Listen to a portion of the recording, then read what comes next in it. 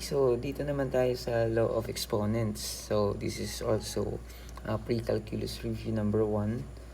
So, dito tayo sa law of exponent. Yung law of exponent naman is actually na-discuss na din to before sa algebra ninyo. So, we have here a to the power of m multiplied kasi yung dot is representation of multiplication also. And the a to the power of n. So, pag multiplication yung mangyayari, ganito naman yung magiging sagot mo dyan. Magiging plus yung dalawang exponent. But, we need also to take this one that your a or your base is similar or parehas yung numero. Okay, kung hindi siya parehas, ibig sabihin, other number that is not equal to this value. Diba? Hindi siya magiging applicable.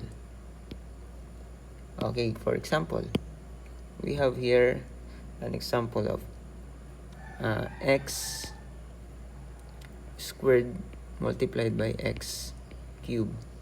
So, since parehas yung ano natin, yung a parehas, diba? Parehas na x. Kung y ito, of course, hindi siya pwede ma-merge. Kasi magkaiba yung kanilang base. So, since parehas yung base nila, ganito yung mangyayari. X, kopya natin yung mga exponent, magiging plus. So, we have x to the power of 5. So, ganyan lang yung ating pagsasolve dito sa law of exponent problem number 1. Okay, ganito lang siya. Okay, how about for this one? Okay, so since meron tayong AM, kanina nasa multiplication tayo, di ba? Ngayon naman is nasa division or quotient. So, pag quotient naman, yung mangyayari daw is yung exponent mo is magiging minus.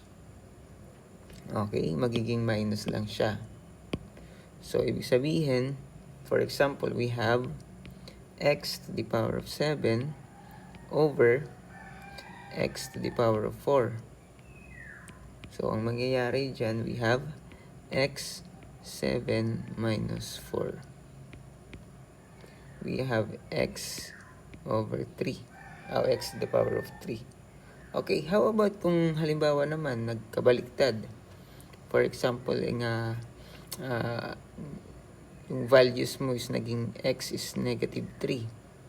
For example lang, naging negative 3. So, ibig sabihin, babalikan mo yung kanina or yung previous nating video na kasi pag negative, ibig sabihin magiging ganito siya. Babalikan mo yan. Okay? So, ganun yung ating pagsosolve dito sa ating next problem. Okay, so I hope na-gets nyo yan. Diba? Kanina balikan natin yung natin. Ito siya, diba? Ito yun. Pag negative, so ibig sabihin, ganito yung magiging itsura niya. Okay? So, next tayo. So, ito naman. Pag ganito naman yung ating problem, ganito naman yung itsura. A, naka-bracket pa, diba? Tapos A, M to the power of N. Nasa labas yung power ng N. So, ganito yung mangyayari daw.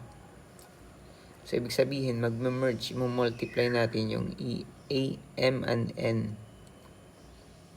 So, ganito yung mangyayari naman. For example, we have x to the 4th, 3. So, ganito yung mangyayari. X, 4, multiplied mo by 3. So, x is equal to 12. So, ganun lang siya, di ba? Very easy. Actually, madali lang naman to. Dapat nyo lang sundan yung ating mga formulas. Dapat nyo lang sundan ito. Kailangan mong masundan. Ito, kailangan mong masundan lang yan. Kasi pag hindi mo talaga siya masundan, medyo mahihirapan ka. Mamaya pag marami ng mga equations. Okay, how about for this one? Okay, so ito naman. Ito almost similar, kaya lang dito meron na tayong B. Pumapasok na dyan yung ibang term. Kasi ito isang term lang yung A, tapos yung B is another term. So dito meron na tayong dalawang term. So pag ano naman is ibig sabihin mamumultiply both, 'di ba? Mamumultiply yung ating en, tapos ito naman. Actually multiplication din naman 'yan, kaya lang i-merge na or magkakaroon sila ng kanya-kanyang exponent ng n. 'Di ba? Parang distributed law. Ganyan yung mangyayari, madi-distribute yung kanilang exponent. So for example, we have 2x to the power of 4. So ganito yung mangyayari. Kasi yung A natin, tapos ito yung B natin, magkakaibang term yan. So we have 2 to the power of 4 multiplied by x to the power of 4. Okay? So, ibig sabihin 2 to the power of 4 is, that is 16. Kasi babalikan mo naman ito, babalikan mo naman yan dito sa ating